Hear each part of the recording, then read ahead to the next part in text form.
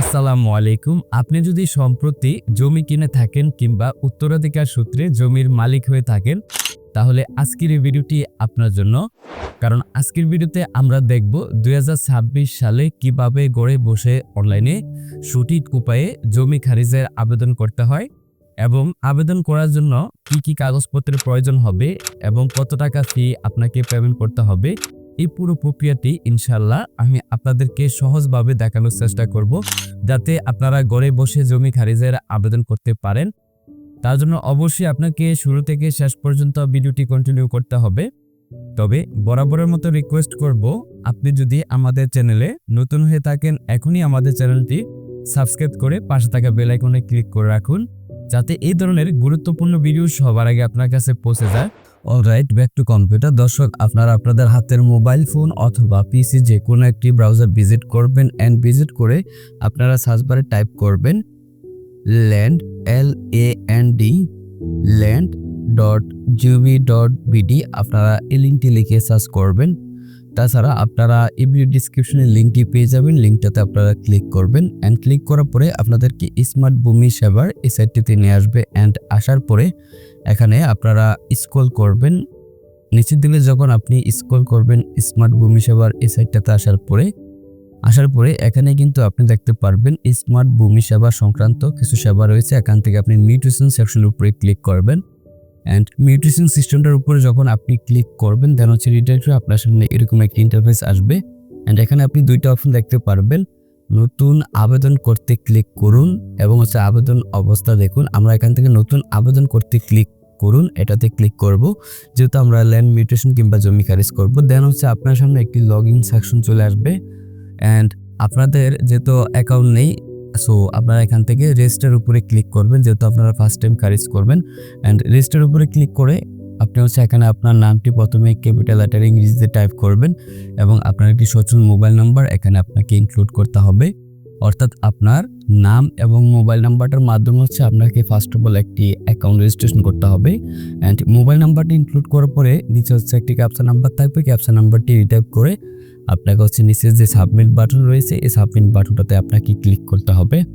Alright, আমরা তথ্যগুলো বসিয়ে দিলাম। দেন হচ্ছে আমরা জাস্ট এখান থেকে যে সাবমিট বাটনটা রয়েছে আমরা এখান থেকে সাবমিট বাটনটার উপরে ক্লিক করব। ওকে, ক্লিক করার পরে আপনি যে মোবাইল নাম্বারটি দিয়েছেন এই মোবাইল নাম্বারে হচ্ছে একটি 6 ডিজিটের OTP কোড পাঠানো হবে এবং কোডটা হচ্ছে এখানে আপনাকে ইনক্লুড করতে হবে। এবং অলরেডি আমাদের মোবাইলে একটি যাচাইকরণ কোড চলে আসছে, আমরা এখানে কোডটি টাইপ করে দিচ্ছি। ওকে, কোডটি বসানোর পরে নিচে আপনি সাবমিট করুনের উপরে ক্লিক করবেন এবং ক্লিক করার পরে আপনাকে একটি পাসওয়ার্ড সেট করতে হবে।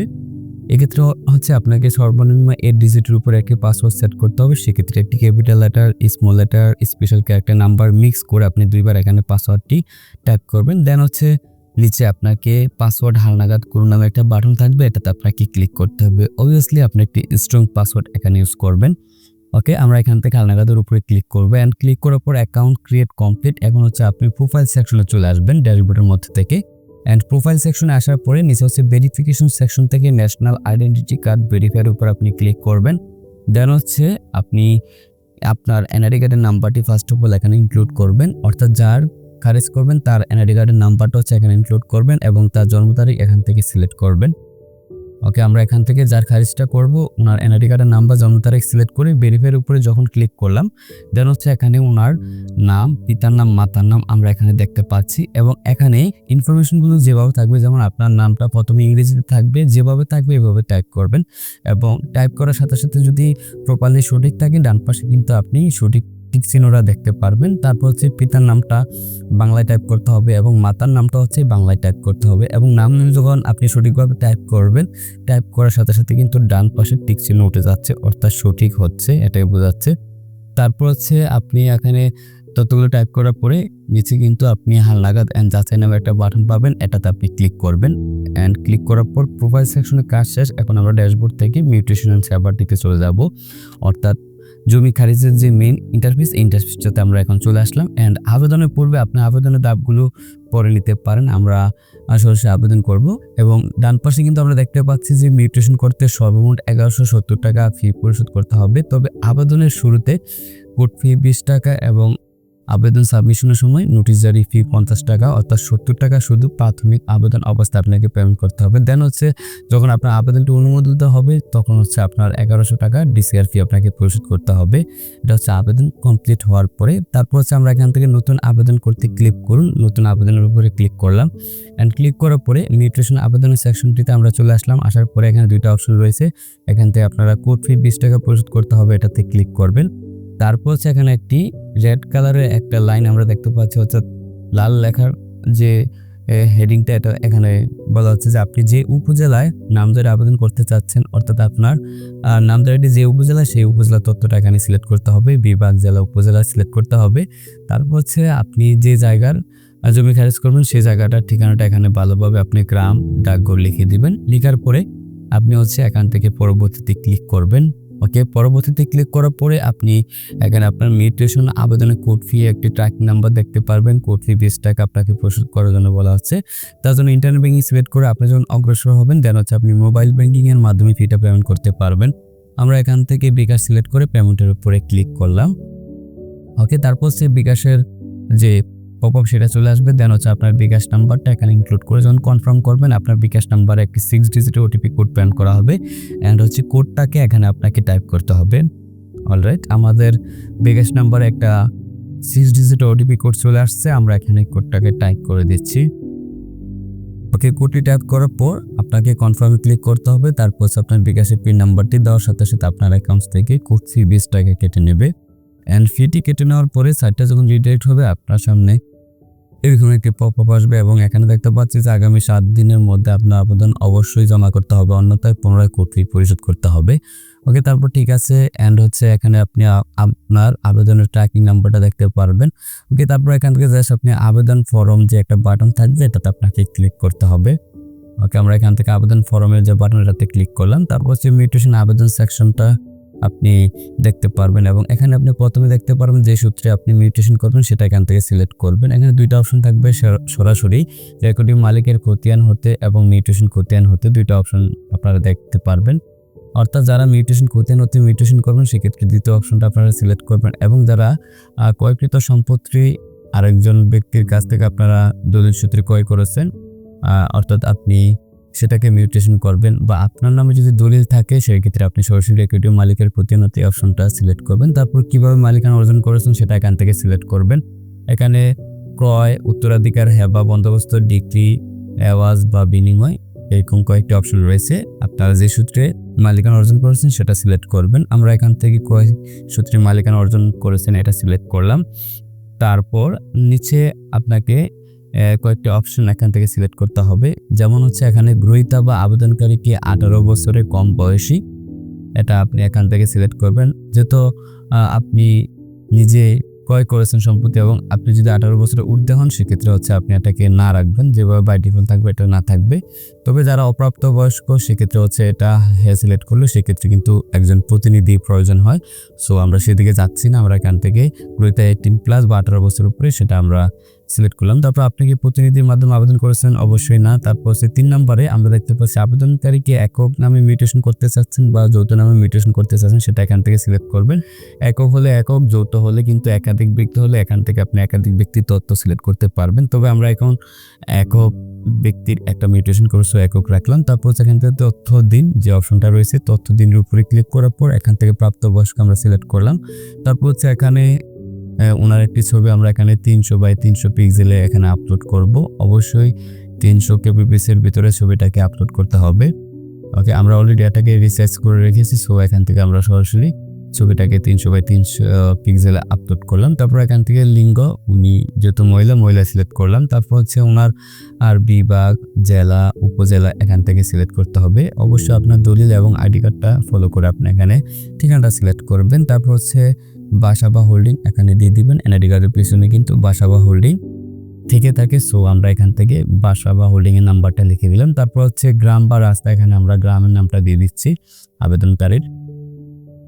অবশ্যই তথ্যগুলো কিন্তু আপনারা আবেদনকারী এনআইডি কার্ড কিংবা দলিল থেকে কালেক্ট করতে পারবেন। তারপর এখান থেকে ডাকঘর সিলেক্ট করে দেন হচ্ছে নিচে আপনি সংরক্ষণের উপরে ক্লিক করে দিবেন। তবে যারা সিটি কর্পোরেশনের আওতায় সেক্ষেত্রে কিন্তু এখানে সিটি কর্পোরেশনটি দিতে হবে, তবে আমরা দিচ্ছি না। ওকে, তথ্যটা অ্যাড করার পরে এখানে নিচে একটা অপশন দেখতে পাচ্ছেন যে আবেদনকারী প্রতিটি তফসিলে মালিকানার দলিলে অন্তর্ভুক্ত আছে, এটাতে আমরা ক্লিক করলাম। ওকে, তারপর হচ্ছে 4.1 এখানে দলিলের তথ্য সংযুক্ত করতে হবে। এবং এক্ষেত্রে আমি একটা কথা বলি, আপনাকে অবশ্যই দলিলের প্রথম এবং শেষ পাতার বোথ পেজ অর্থাৎ উপর নিচে স্ক্রিন করতে হবে। এবং তারপর হচ্ছে এখানে প্রথমে দলিল নাম্বার দিতে হবে, তারপর হচ্ছে দলিলটি কত তারিখে রেজিস্ট্রেশন হয়েছে, আপনার দলিলের রেজিস্ট্রেশন তারিখটা এখান থেকে আপনি সিলেক্ট করবেন। তারপর হচ্ছে দলিলের মূল্য এখানে আপনি লিখে দেবেন, যাদের দলিলের মূল্য রয়েছে এটা লিখে দেবেন, তবে যাদের দলিলের মূল্য নেই সেক্ষেত্রে দেওয়ার প্রয়োজন নাই।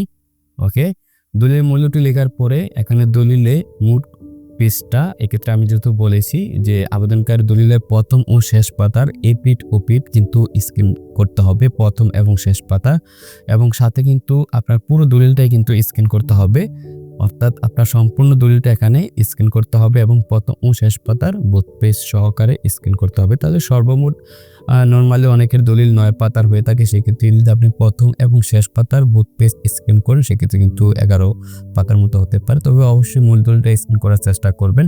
তারপর হচ্ছে আপনার সাব রেজিস্ট্রি অফিসের নামটি সিলেক্ট করতে হবে, তারপর হচ্ছে এখানে দলিলটাকে আপলোড করতে হবে। এখানে আপনারা সংযোজন বাটনটাতে যখন ক্লিক করবেন, ক্লিক করে কিন্তু আপনারা আপনার দলিলের পিডিএফ ফাইলটাকে এখানে আপলোড করে দিতে পারবেন।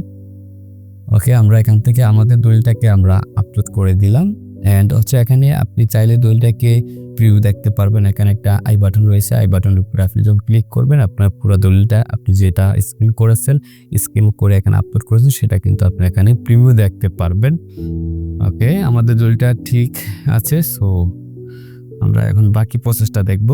ওকে, এখন আমরা একটা দলিল কিন্তু এখানে আপলোড করলাম, অনেকের কিন্তু একাধিক দলিল থাকে, একটা দুইটা তিনটা একাধিক দলিল থাকে। সো যদি মোর দেন দলিল থাকে সেক্ষেত্রে আপনি এখানে কিন্তু উপরে দেখতে পাচ্ছেন যে দলিল যুক্ত করুন নামে একটা বাটন রয়েছে, এটাতে আপনি ক্লিক করে একাধিক দলিল আপনি যুক্ত করতে পারবেন। সেম পদ্ধতিতে আমি যেভাবে এখানে একটা দলিল সংযুক্ত করলাম। ওকে, তারপর 4.2 দলিল অনুযায়ী আবেদনকৃত জমির তফসিলটা এখান থেকে সিলেক্ট করতে হবে। তার জন্য প্রথমে মৌজা এখান থেকে সিলেক্ট করবেন, তারপর জমি তথ্য যুক্ত করুন এটাতে ক্লিক করবেন। ক্লিক করার পর এখান থেকে দলিল নাম্বারটা প্রথমে সিলেক্ট করবেন, তারপর হচ্ছে আপনার হোল্ডিং নং এখানে ইনক্লুড করতে হবে। এবং হোল্ডিং নাম্বারটা হচ্ছে আপনার যে খাজনা রসিদটি রয়েছে, খাজনা রসিদে আপনি হোল্ডিং নাম্বার পেয়ে যাবেন। ওকে, তারপর হচ্ছে জরিপের নাম এখান থেকে সিলেক্ট করবেন, আপনার যে রেকর্ডটা সেটার জরিপটা আপনি এখান থেকে সিলেক্ট করবেন। এখানে নামজারি এবং বিআরএস বা সিটি বা মহানগর দুইটা অপশন রয়েছে, তবে যাদের মিউটেশন বা নামজারি করা রয়েছে অর্থাৎ আপনি যে জমিটা ক্রয় করেছেন সেটা যদি নামজারি হয় বা খারিজকৃত সেক্ষেত্রে নামজারি সিলেক্ট করবেন, যদি বিএস হয় বিএস সিলেক্ট করবেন। ওকে, তারপর হচ্ছে খতিয়ান হস্তান্তরের তারিখ, যেহেতু আমি নামজারি সিলেক্ট করেছি, নামজারি সিলেক্ট করার কারণে এখানে খতিয়ান হস্তান্তরের তারিখটা কিন্তু এখানে চলে আসছে, তবে যারা বিআরএস সিলেক্ট করবেন সেক্ষেত্রে কিন্তু খতিয়ান হস্তান্তরের তারিখটা এখানে আসবে না। ওকে, আমাদের নামজারিটা যে তারিখে হয়েছে অর্থাৎ আমি যার কাছ থেকে সম্পত্তি ক্রয় করেছি ওনার নামজারিটা যে তারিখে হয়েছে সেটা আমি এখান থেকে সিলেক্ট করলাম। তারপর হচ্ছে এখানে খতিয়ান নাম্বারটা দিতে হবে, তারপর হচ্ছে যাচাই করুন উপরে ক্লিক করলে কিন্তু আপনার খতিয়ান হতে প্রাপ্ত দাগ নাম্বারটা কিন্তু আপনি এখানে দেখতে পারবেন। তারপর যদি একাধিক দাগ থাকে একাধিক দাগ দেখতে পারবেন, আমাদের একটা দাগ, সো আমরা একটা দাগ দেখতে পাচ্ছি। তারপর হচ্ছে এখানে দাগ নাম্বারটা সিলেক্ট করতে হবে, সিলেক্ট করার পর এখানে উক্ত দাগে জমির পরিমাণটা আমরা দেখতে পাচ্ছি এবং আবেদনকৃত যে জমিটার শ্রেণী সেটাও কিন্তু আমরা এখান থেকে দেখতে পাচ্ছি এবং ব্যবহারের ধরনটাও কিন্তু আমরা এখান থেকে সিলেক্ট করে দিলাম নাল। ওকে, তারপর হচ্ছে নিচে জমির পরিমাণটা এখানে দিতে হবে, যেহেতু আমাদের জমি 5 শতক 50 পয়েন্ট, শতকের ঘরে 5 এবং অধিকাংশ ঘর হচ্ছে 50 পয়েন্ট দিয়ে দিলাম। যদি একাধিক দাগ থাকে এখানে আরও দাগ যুক্ত করার একটা বাটন রয়েছে, সেটাতে আপনি সিলেক্ট করবেন। তারপর আবেদনে বর্ণিত তফসিল, যদি জমি হয় জমি থাকবে, আর যদি আপনার আর জায়গাটা বিটা বা বাড়ি হয় সেক্ষেত্রে বাড়ি বা ফ্ল্যাট বা ফ্লো সেটা সিলেক্ট করতে পারবেন। তারপর হচ্ছে আপনি সংরক্ষণের উপরে ক্লিক করে দিবেন। ওকে, ক্লিক করার পরে কিন্তু আমরা এখানে দেখতে পাচ্ছি আমাদের জমির তফসিলটা কিন্তু এখানে যুক্ত হয়েছে এবং এখানে আমাদের জমির দলিল নাম্বার, হোল্ডিং নম্বর, জমির পরিমাণ, খতিয়ান নাম্বার, দাগ নাম্বার ইত্যাদি দেখতে পাচ্ছি এবং এখানে জমির পরিমাণটাও কিন্তু আমরা দেখতে পাচ্ছি এবং আমাদের আবেদনে মোট জমির পরিমাণটা আমরা এখানে দেখতে পাচ্ছি এবং আরও জমির তথ্য যুক্ত করার কিন্তু এখানে আরও একটা বাটন রয়েছে। যদি আপনার একাধিক খতিয়ান হয় সেক্ষেত্রে কিন্তু আপনি আরও জমির তথ্য যুক্ত করতে পারবেন, তবে আমাদের একটা খতিয়ান সো আর আমরা অন্য কোনো অংশ যোগ করছি না। ওকে, তারপর হচ্ছে 5 নম্বর পয়েন্টে চলে যাচ্ছি, দাতার তথ্য এখানে আমাদেরকে সংযুক্ত করতে হবে। তার জন্য এখানে দাতা যুক্ত করুন যে বাটনটা রয়েছে এটাতে সিলেক্ট করতে হবে এবং এক্ষেত্রে দাতা যদি জীবিত হয় জীবিত থাকবে, মৃত হলে মৃত সিলেক্ট করলে কিন্তু আপনি যদি ওয়ারিশদের কাছ থেকে সম্পত্তি ক্রয় করে থাকেন সেক্ষেত্রে কিন্তু ওয়ারিশ সনদ প্রয়োজন হতে পারে। তবে আমাদের দাতা জীবিত, সো আমরা দাতা এটা জীবিত রাখলাম। তারপর হচ্ছে দাতার নামটা এখান থেকে সিলেক্ট করে দিলাম। তারপর হচ্ছে এখানে দাতার পিতার নাম মাতার নাম এখানে টাইপ করতে হবে। ওকে, আমরা এখান থেকে দাতার পিতার নামটা এখানে আমরা টাইপ করে দিলাম এবং পিতার নামটা টাইপ করার পরে এখানে দাতার মাতার নামটাও আপনাকে টাইপ করতে হবে। ওকে, মাতার নামটা টাইপ করে দিলাম দাতার।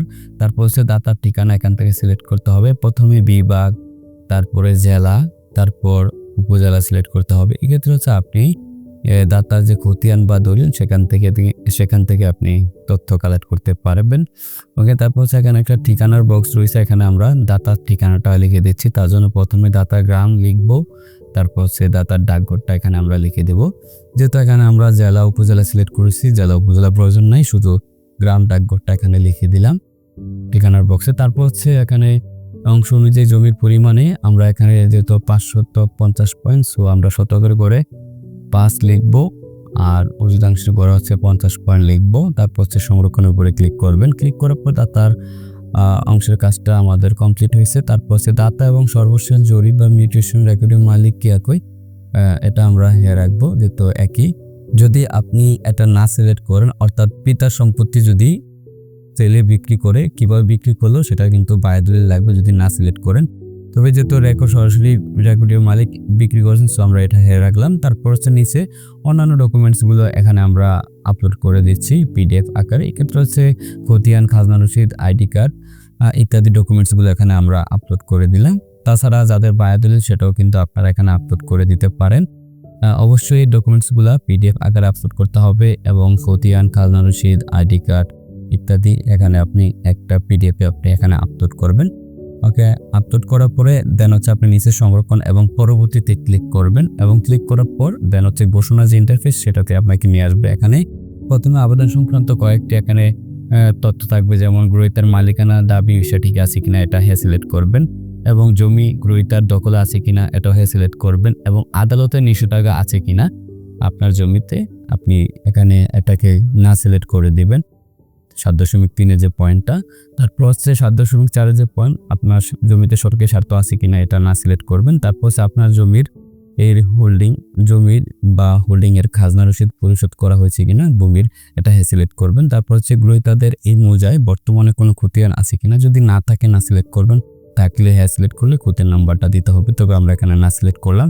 তারপরে আবেদনকারী ভূমি সংশ্লিষ্ট মৌজা জরিপ চলমান থাকা অবস্থায় বিবেচ্য ভূমি কার নামে রেকর্ডভুক্ত হয়েছে আপনি এখানে 3 নম্বরে যে পয়েন্টটা আবেদনকারী যার নিকট থেকে পেয়েছেন, অর্থাৎ আমরা যার কাছ থেকে সম্পত্তি ক্রয় করেছি ওনার নামে কিন্তু রেকর্ড ছিল, আমরা এটা সিলেক্ট করলাম। তারপর হচ্ছে 7.8 ন্যূনতম তসদিক পর্যায়ে উল্লেখিত জমির পরিমাণ এখানে একর কিনা, এখানে মূলত হচ্ছে আপনি যে সম্পত্তি ক্রয় করেছেন যতটুকু সেটা আপনি এখানে লিখে দেবেন। তারপর হচ্ছে আপনি আবেদনে প্রদত্ত সকল তথ্য সঠিক মর্মে প্রদান করছেন, এটাতে আপনি টিক মার্ক দিয়ে তারপর হচ্ছে আবেদনটি দাখিল করবেন। দাখিল করার পরে পরবর্তী ধাপে আপনাকে নিয়ে যাবে এবং আপনি পেমেন্ট সম্পন্ন করার পর তথ্য সংশোধনের কোনো সুযোগ পাবেন না। তাই অনুগ্রহ করে নিম্নোক্ত এখানে 2টা ধাপ রয়েছে, এখানে কিন্তু আপনার আবেদন ফরম্যাটটা সঠিক আছে কিনা, অর্থাৎ আপনার ফর্মটা আপনি যেটা পূরণ করলেন জমি খারিজ কিংবা মিউটেশনের জন্য, এই ফর্মটা আপনি একটু ভালোভাবে চেক করে নেবেন কোনো ভুল আছে কিনা। যদি এখানে ভুল থাকে আপনি কিন্তু পিছনে ফেরত গিয়ে কিন্তু আপনার যে তথ্যটা ভুল সেটা কিন্তু আপনি কারেকশন করার সুযোগ পাচ্ছেন। কিন্তু আপনি যদি ফাইনালি নোটিশ জারি ফিটা পেমেন্ট করে আবেদনটা সাবমিট করে দেন সেক্ষেত্রে কিন্তু আপনি পরবর্তীতে আর এডিট করার সুযোগ পাচ্ছেন না। সো এখানে আপনি ভালোভাবে চেক করবেন আপনার আবেদন ফর্মটা। তারপরে খ নাম্বারের যে পয়েন্টটা এখানে হচ্ছে আপনার যে ডকুমেন্টসগুলো আপনি আপলোড করেছেন, দলিল, খতিয়ান, খাজনা রসিদ ইত্যাদি যে ডকুমেন্টসগুলো, এগুলা কিন্তু আপনি এখান থেকে চেক করতে পারবেন আপনার ডকুমেন্টসগুলো আপলোড হয়েছে কিনা। এবং এখানে আমাদের প্রথম সেকশনটাতে দেখতে পাচ্ছি আমাদের দলিলটা আমরা আপলোড করেছি এবং আমাদের দলিলটা আপলোড হয়েছে এখানে আমরা দেখতে পেলাম। তারপর হচ্ছে অন্যান্য একটা ডকুমেন্টসে আমরা আমাদের খতিয়ান, খাজনা রসিদ ইত্যাদি ডকুমেন্টসগুলো আপলোড করেছি, সব কিছু ঠিক আছে। তারপর আপনার আবেদন ফর্মে তথ্য সঠিক এবং সংযুক্ত সকল ডকুমেন্টস স্পষ্টভাবে এবং সকল পাতা প্রদান করা হয়েছে এই মর্মে আপনি যদি নিশ্চিত হন এটাতে আপনি ক্লিক করবেন। ক্লিক করার সাথে সাথে আবেদনের ট্র্যাকিং নাম্বারটা এখানে দেখতে পারবেন। নোটিশ জারি ফি 50 টাকা আপনাকে পেমেন্ট করার জন্য ইন্টারনেট ব্যাংকিংটা সিলেক্ট করে অগ্রসর হোনের উপরে আপনাকে ক্লিক করতে হবে। তারপর এখান থেকে মোবাইল ব্যাংকিংয়ের মাধ্যমে ফিটা পেমেন্ট করতে পারবেন। আমরা বিকাশের মাধ্যমে নোটিশ জারি ফিটা পেমেন্ট করব। বিকাশ সিলেক্ট করে পেমেন্টের যে বাটনটা রয়েছে এটাতে আপনাকে ক্লিক করতে হবে। আমরা এখানে পেমেন্টের উপরে ক্লিক করলাম। দেন রিডাইরেক্ট হয়ে আপনার সামনে বিকাশের পপ আপ চলে আসবে অ্যান্ড আপনার বিকাশ নাম্বারটা এখানে ইনক্লুড করতে হবে এবং বিকাশ নাম্বারটা ইনক্লুড করার পরে আপনার বিকাশ নাম্বারে একটা 6 ডিজিট ওটিপি কোড চলে যাবে। কোডটাকে আপনাকে এখানে টাইপ করতে হবে এবং বিকাশের যে 6 ডিজিটের একটা কোড পাঠানো হবে এবং কোডটা এখানে আপনি যখন টাইপ করবেন, টাইপ করার পরে কনফার্মের উপরে ক্লিক করতে হবে। তারপর ফাইনালি আপনি বিকাশের পিন নাম্বারটা যখন প্রদান করবেন আপনার অ্যাকাউন্ট থেকে নোটিশ জারি ফি 50 টাকা কেটে নেবে অ্যান্ড ফিটি কেটে নেওয়ার সাথে সাথে সাইটটা রিডাইরেক্ট হবে এবং আপনার আবেদনটি সফলভাবে দাখিল হবে। এখানে একটি আবেদন নাম্বার আপনি দেখতে পারবেন, আবেদন নম্বরটি আমরা দেখতে পাচ্ছি এবং এখানে আবেদন প্রিন্টের একটা বাটন রয়েছে, এটাতে আপনি ক্লিক করবেন। ক্লিক করার পর আপনার আবেদন কপিটা এখানে আপনি পেয়ে যাবেন। এটাকে আপনি প্রিন্ট আউট করে নেবেন অথবা আপনি পিডিএফ আকারে এটাকে সেভ করে নিতে পারবেন আপনার মোবাইল কিংবা পিসিতে। আবেদন কপিটা প্রিন্ট আউট করার পরে আপনার পেমেন্ট রিসিপ্টটাও কিন্তু আপনাকে কালেক্ট করতে হবে। আমরা এটাকে প্রিন্ট আউট করে নিচ্ছি। ওকে, আমাদের আবেদন কপিটা প্রিন্ট আউট করা কমপ্লিট। এখন আমরা পেমেন্ট রিসিপ্টটা প্রিন্ট আউট করব। তার জন্য আমরা এখন আমাদের অ্যাকাউন্টে চলে যাব বা ড্যাশবোর্ডে আমরা চলে যাব। ওকে, তার জন্য আমরা উপরে প্রোফাইল সেকশনের উপরে ক্লিক করব এবং ক্লিক করে ড্যাশবোর্ড সেকশনে আমরা চলে যাচ্ছি। তারপর মিউটেশন সেভারটাতে ক্লিক করতে হবে। ওকে, আমরা এখান থেকে মিউটেশন সেভারটাতে ক্লিক করলাম। ক্লিক করার পর আমরা নিচে কিন্তু আমাদের মিউটেশন আবেদনের একটা সেকশন দেখতে পাচ্ছি এবং এখানে একটা বিস্তারিত দেখুন নামে একটা বাটন রয়েছে, এটাতে আমি ক্লিক করলাম। এখন যেহেতু আমি একটা আবেদন সাবমিট করেছি, সো মিউটেশন সেকশনে কিন্তু একটা লিস্ট দেখাবে। লিস্টের মধ্যে বিস্তারিত দেখুনের উপরে ক্লিক করার পরে আপনার মিউটেশন সেকশনে আসার পরে আপনি কিন্তু পেমেন্ট রিসিপ্টটা এখান থেকে প্রিন্ট আউট করতে পারবেন। আপনি যেটা অর্থাৎ আপনার নোটিশ জারি ফি এবং কোড ফি যে পেমেন্ট করেছেন তার একটা পেমেন্ট রিসিপ্ট এখান থেকে প্রিন্ট আউট করে নেবেন। এই ডকুমেন্টসগুলোর সাথে আপনার দলিল, খতিয়ান, খাজনার রসিদ সবগুলা ডকুমেন্টস একত্র করে আপনার যে ইউনিয়ন ভূমি অফিস বা আপনার যে এসিলেন্ট অফিস সেখানে আপনি আপনার আবেদনটা জমা দিয়ে আসবেন। জমা দিয়ে আসার পরে একটা নির্দিষ্ট শুনানিতে আপনার আবেদনটা অনুমোদিত হওয়ার পরে কিন্তু আপনি অনলাইনে ডিসার ফিটা পরিশোধ করে খুব ইজিলি অনলাইন থেকে আপনার ল্যান্ড মিউটেশনের যে খতিয়ান সেটাকে আপনি কালেক্ট করতে পারেন। তো এভাবে আপনারা 2026 সালে ঘরে বসে কিন্তু অনলাইনে খুব সহজে জমি খারিজের আবেদন করতে পারেন। অবশ্যই ভিডিওটি শেষ করার আগে আপনাদেরকে রিকোয়েস্ট করব, আপনারা যারা আমার চ্যানেলে নতুন এখনই আমার চ্যানেলটি সাবস্ক্রাইব করে রাখুন এবং আপনাদের সাবস্ক্রাইব এবং আপনাদের অনুপ্রেরণায় কিন্তু আসলে আমাদেরকে পরবর্তী ভিডিওগুলো তৈরি করার ইন্সপিরেশন দেয়। তো সেই পর্যন্ত ভালো থাকুন, সুস্থ থাকুন। আল্লাহ হাফেজ।